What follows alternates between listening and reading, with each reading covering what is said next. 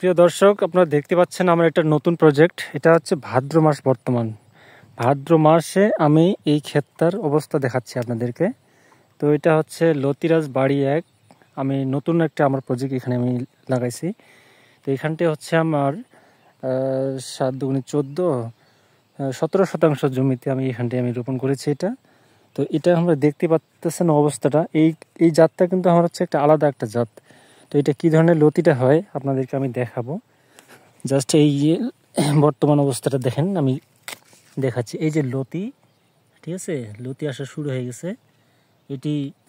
আর মনে করেন যে এবার আমি এই যে ঘাসগুলো নিড়ানি দিছি, এরপরেই কিন্তু এটা সুন্দর মতো আমার এটা সার প্রয়োগ করব এবং কি ভিটামিন আর কি কি প্রয়োগ করি এখানটায় আমি সব কিছু দেখাবো আপনাদেরকে। আপনারা এই যদি কচু চাষ সম্পর্কে কিছু জানতে চান তাহলে নিয়মিত ভিডিওগুলো দেখেন, তাহলে আপনারা বুঝতে পারবেন। আর এটা যে অবস্থায় বর্তমানে আমি চাষাবাদ করতেছি, আমি দেখতেছি যেটা কোনো বর্তমানে এখানে লসের কোনো সম্ভাবনা নেই। আমার জানেন আপনারা, আর আমার ওইদিকে একটা প্রজেক্ট আছে। তো নতুন প্রজেক্টটার আমি যে এই জাতটা লাগাইছি, এইটা জাতটা আপনাদেরকে দেখাবো, এই ধরনের আপডেটটা দিব আপনাদেরকে। এটা কিভাবে পরিচর্যা করতেছি আর এটার লাভ লস সব কিছু আপনাদেরকে হিসাবটা শোনাবো।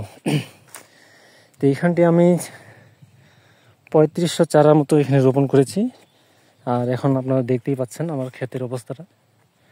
তো এটা কিন্তু আর মাত্র কয়েকদিনের মধ্যে কিন্তু লতিটা একদম ভরপুর হওয়া শুরু হবে। এবার কিন্তু বৃষ্টির কম কারণে আপনারা দেখতেই পাচ্ছেন, বৃষ্টির কম কারণে কিন্তু মাটিটা শুকিয়ে গেছে। আর এই যে লতিগুলো দেখতে পাচ্ছেন, এই যে প্রত্যেকটা গাছে কিন্তু লতি চলে আসছে।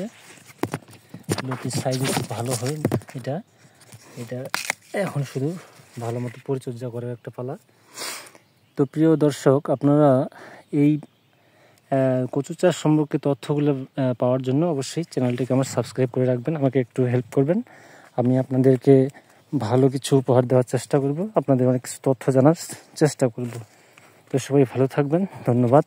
আজকে এই পর্যন্তই ভিডিওটা শেষ করছি। ধন্যবাদ, সবাই ভালো থাকবেন।